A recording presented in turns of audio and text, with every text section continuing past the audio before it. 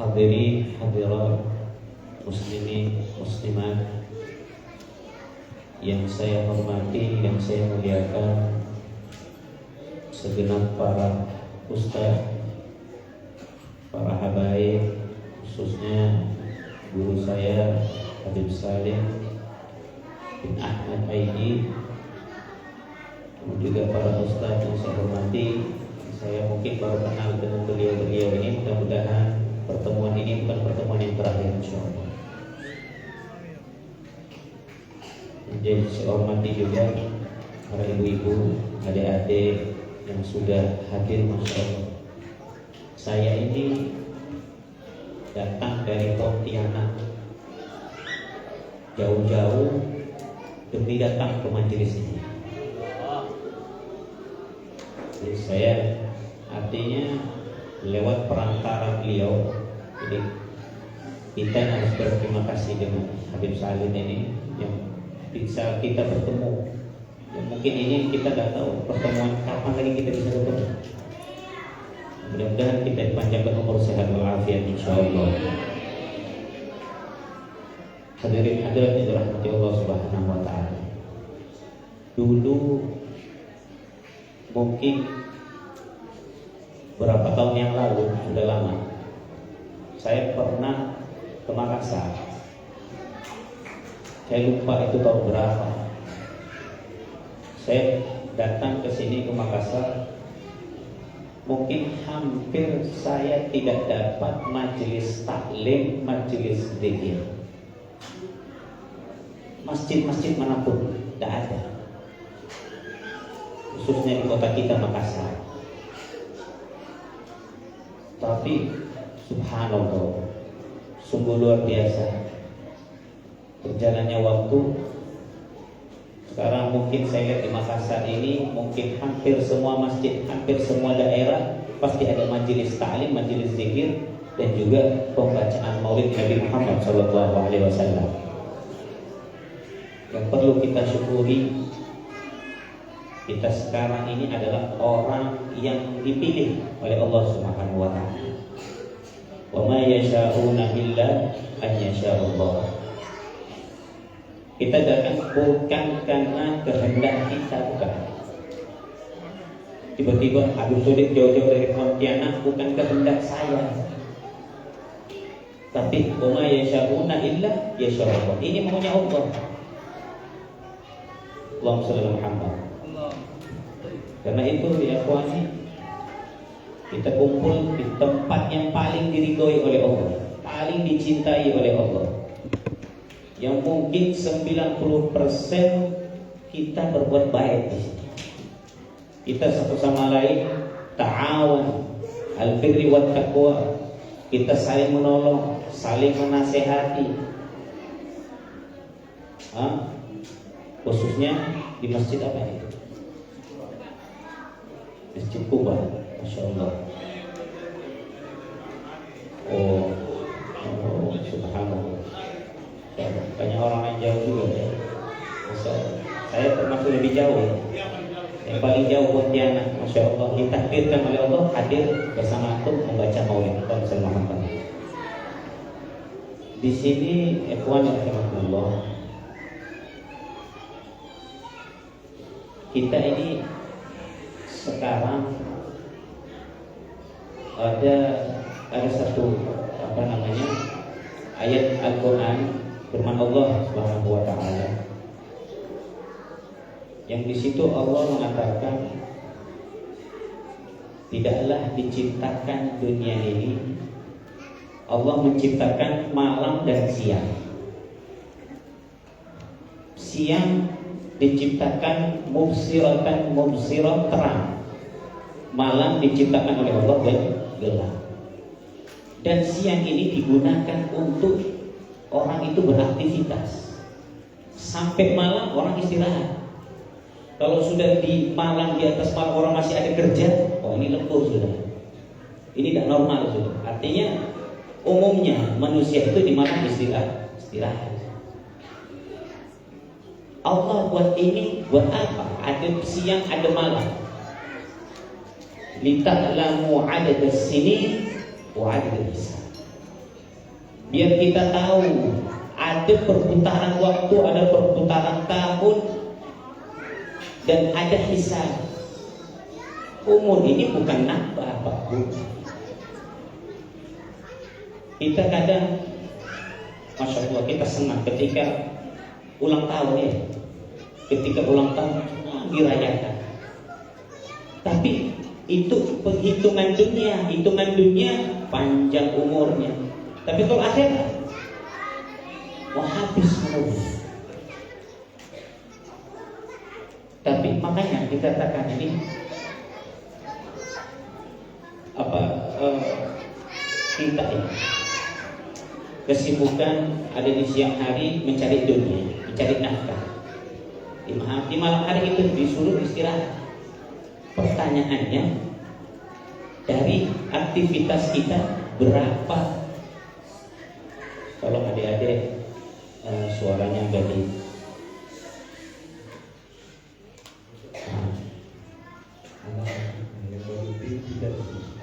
kalau anak-anaknya dipisah dia nggak mau berdoa yang bisa.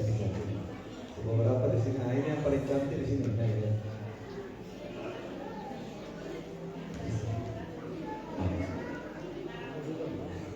Baik. Allahumma shalli ala Muhammad. Dikatakan balik kepada hadis, al-khalqu kulluhum iyadullah. Semua hamba makhluk ini, semua makhluk ini adalah tanggungannya Allah Subhanahu wa taala. Artinya, mau kita bekerja keras nyari rezeki mati-matian, rezeki tetap segitu dapatnya. Allah sudah catat di Lauhul Mahfuz. Fulan rezekinya sampai mati sekian. Si fulan rezekinya sampai mati sekian. Fulan rezekinya sampai mati sekian. Tidak berkurang, tidak bertambah. Kita mau kerja bagaimana kerasnya pun Allah sudah mencatat. Ya segitu kita dapatnya. Mohon maaf, kadang hari ini kita tidak dapat apa-apa, besok tidak dapat apa-apa lagi. Tapi dapatnya nanti, ketika seminggu kemudian. Godok artinya. Rezeki apa itu uangnya atau gajinya digodok. Dan fa'ahabkum ilallahi anfa'um li'iyadi. Orang yang paling dicintai Allah bukan orang yang paling banyak ibadahnya, bukan. Tapi orang yang paling bermanfaat untuk saudaranya. Orang yang paling sering bantu saudaranya. Ketika saudaranya, mohon maaf, ekonominya tidak sama kita, ekonominya lebih rendah, dilihat ini keluarga apa bukan? Kalau keluarga afdol, wajib kita bantu. Orang lain aja yang bukan keluarga kita tetap disunahkan oleh Rasul untuk ayah, untuk bantu saudara, apalagi saudara kandung atau saudara dekat.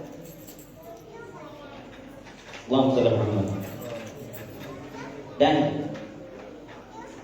di selain daripada membantu saudara kita daripada harta, yang paling bermanfaat apa yang kita kasih?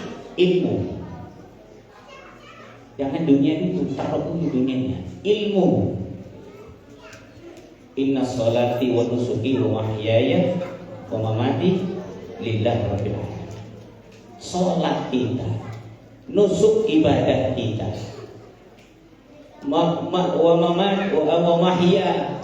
wa mahya hidup kita, mati kita untuk siapa? Allah. Kita kerja ini buat siapa? Buat keluarga. Apakah Allah ciptakan kita untuk kerja? Tok. Makanya pas Isra Mi'raj itu Nabi Muhammad SAW diturunkan sholat 5 waktu. Biar apa? Biar kita manusia ini sadar kalau kita ini hamba, bukan Tuhan, bukan Nabi. Kita ini hamba, kita hina, kita lemah. Pak, Bu, kalau jantung kita ini diperlambat dikit aja sama Allah, bisa nafas kita. Kaki dihilangkan satu aja sama Allah, bisa lari. Mata dihilangkan, tidak usah dihilangkan, dikasih kabur. Kita mampu untuk mengaji. Karena kita ini diciptakan tidak cacat. Alhamdulillah kita diciptakan dari lahir bukan yang buta, sehingga kita bisa beralasan, ya Allah, mohon maaf, aku tidak baca Quran gara-gara aku buta. Enggak. Kita tidak ditakdirkan cacat, lumpuh, tidak bisa jalan, sehingga kita beralasan, ya Allah, mohon maaf, saya tidak bisa sholat, saya tidak punya kaki. Semua kita sempurna, alhamdulillah. Semuanya sehat walafiat. Amin. Dan kenapa saya katakan ilmu itu adalah paling manfaat sekarang ini di zaman akhir. Aku dulu orang bodoh itu langka. Zaman dulu orang bodoh itu langka. Artinya apa? Banyak orang pintar di zaman dulu, banyak orang yang alim. Baru kalau kelihatan ada yang satu tidak bisa, jadi omongan itu orang. Kok tidak bisa baca maulid ya? Kok ini ngajinya jelek ya? Yang bodoh ini langsung viral. Karena saking jarangnya ada orang bodoh di zaman dulu. Sekarang orang pintar ini jarang. Mohon maaf, ini terjadi. Zaman sekarang ini orang benar-benar alim. Dia itu bukan sekedar pintar, tapi ibadahnya sama Allah tidak bohong, tidak main-main. Kita sebagai muballigh, kita ini ustaz-ustaz, kita atau ustaz-ustaz yang di luar sana, mungkin kita tidak bisa, kenapa? Terkadang dakwah itu tidak diterima. Karena ada yang bermasalah dalam diri kita. Kita ustaz ini kadang ada masalah. Maka tidak diterima.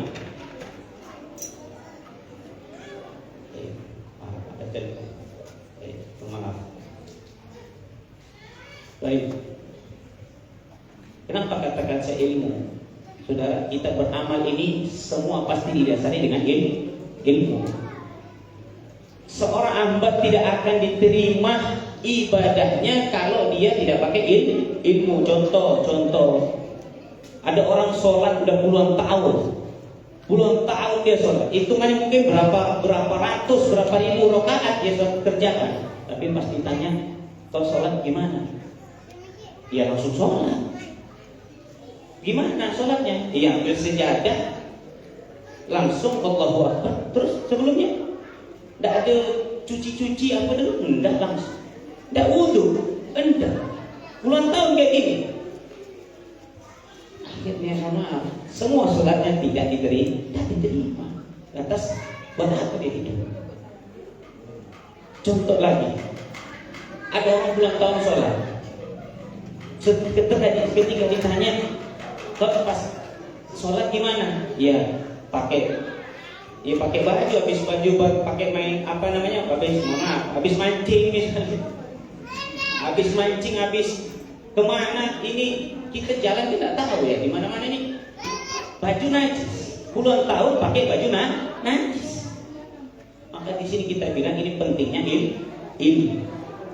Wa kullu man bi ghairi ilmin ya'malu a'maluhu mardudatun la tuqbal. Semua amal pasti ditolak kalau tanpa didasari dengan ilmu. Mau sholat, mau haji, jauh-jauh 50 juta haji Mas. Itu berapa tahun sekali? Nyampe sana tidak diterima gimana? Kita ini rombongan, subhanallah, itu tidak mudah loh. Kumpul kayak gitu, nabung sampai sana, kita yakin kalau itu bakal diterima. Amaluhu mardudatun la tuqbal. Maka semua amal tidak diterima kecuali kita punya ilmu. Sekarang tentang bahas ilmu, orang tidak bakal sampai kepada Allah, sampai ke pintunya Allah, tidak bakal kenal dengan Allah tanpa melewati pintunya Rasulullah SAW. Tidak bakal ada orang aku kenal, aku bisa lihat Allah. Nah ini udah bohong sudah. Tidak bakal ada orang mengenal lebih betul-betul dalam hati Tidak mungkin kalau dia tidak cinta dengan Rasulullah.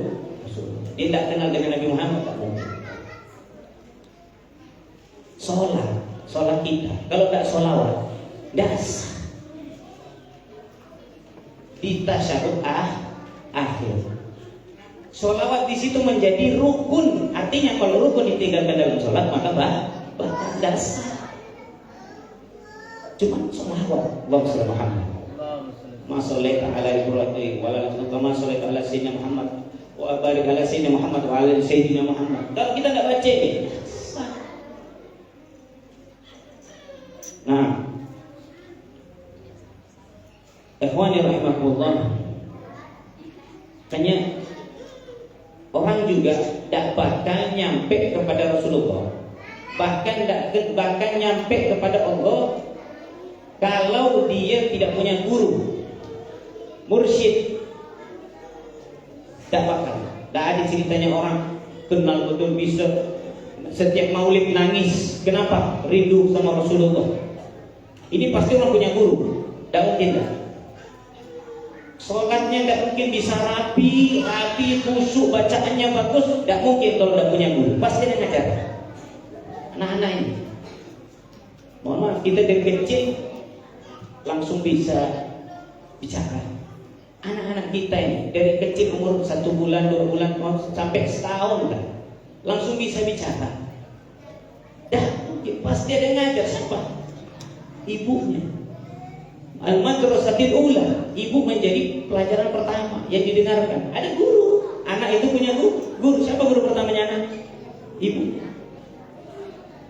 Ya bapak ini sibuk kerja, Bu. Bapak sibuk kerja. Makanya anak itu tergantung daripada ibunya. Akan terbentuk karakter anak tersebut tergantung ibunya. Kalau ibunya ahli sholat, dah usah ditanya, anaknya pasti pakai kerudung. Allahu Akbar, Allahu Akbar, Allahu Akbar. Kalau ibunya sering ngaji, tidak pernah, bukan cuma bulan Ramadan ngajinya, hatamnya cuma bukan di bulan Ramadan, tapi memang ibu kebiasaan ngaji habis subuh. Anak itu dengar, anak tidak ngerti, anak masih umur berapa bulan, tapi itu Al-Quran masuk ke telinga, masuk ke hati, jadi karakter hafal Quran. Allahumma hafal.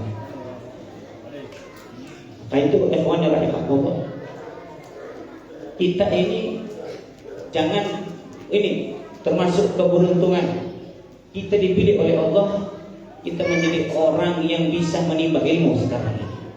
Wa may yuridillahu bihi khairan yufaqihu fid-din. Kalau Allah, ciri-cirinya Allah juga cinta sama hambanya. Allah takdirkan ibu datang, bapak datang dari luar dengan mudah, tidak ada acara, tidak ada yang undang, tidak ada yang telepon, datang ke sini dengan mudah, duduk, dengar ceramah, dengar maulid, dapat ilmu. Berarti Allah cinta sama kita tuh. Allah cinta sama kita. Allah cinta kita semuanya. Amin ya rabbal alamin.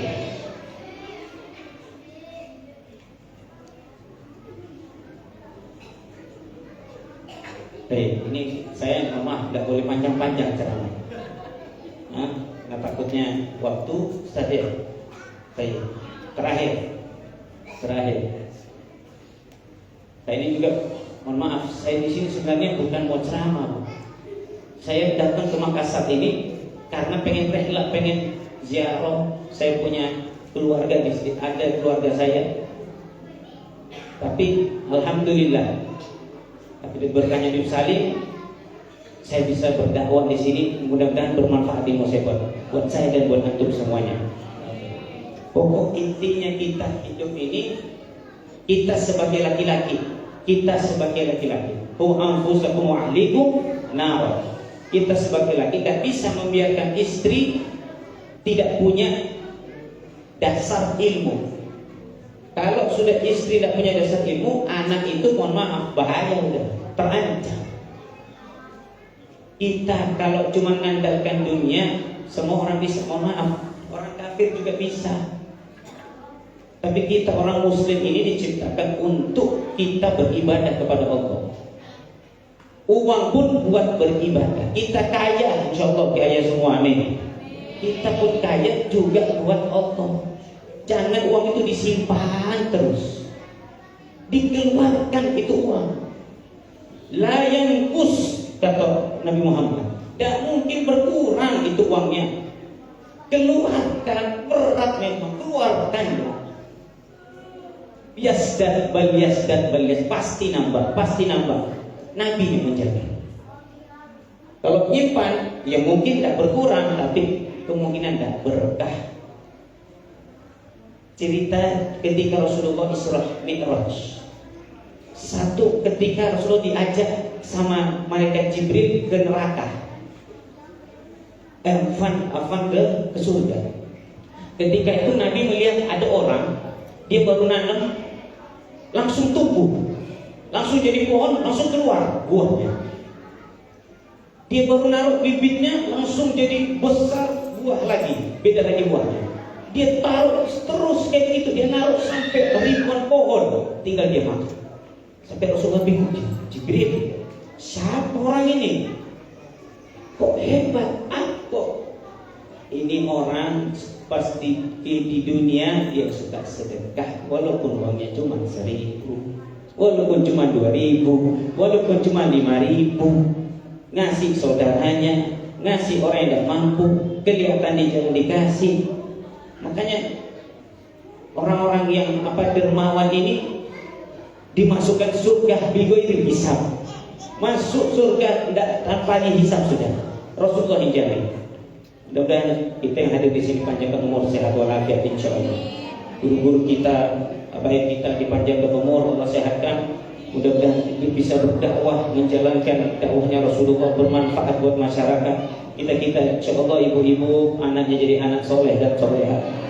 Anak yang hadir ini bisa menjadi anak yang hafal Quran, anak yang rajin beribadah, anak yang menjadi bakti kepada orang tuanya.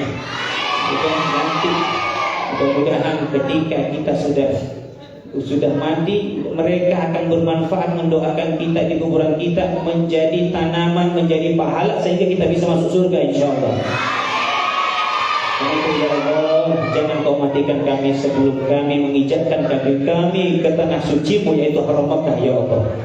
Jangan kau matikan kami sebelum anak-anak kami menjadi berbakti kepada kami. Jangan kau matikan kami sebelum kami berbakti kepada orang tua kami. Jangan kau matikan kami ya Allah sebelum kami izinkan kami menziarahi kuburan kekasih-Mu Rasulullah sallallahu alaihi wasallam. Sahadat wal jamal. Rabbi ighfir dzunubana, yastur uyubana, yaksib makrubana, yatubil amarana, ij'alna mutahabina fillah, mutaafina fillah, mutazawwidina fillah. Sallallahu alaihi wasallam Muhammadin nabiyil ummi wa ala alihi alamin. Assalamualaikum warahmatullahi taala wabarakatuh.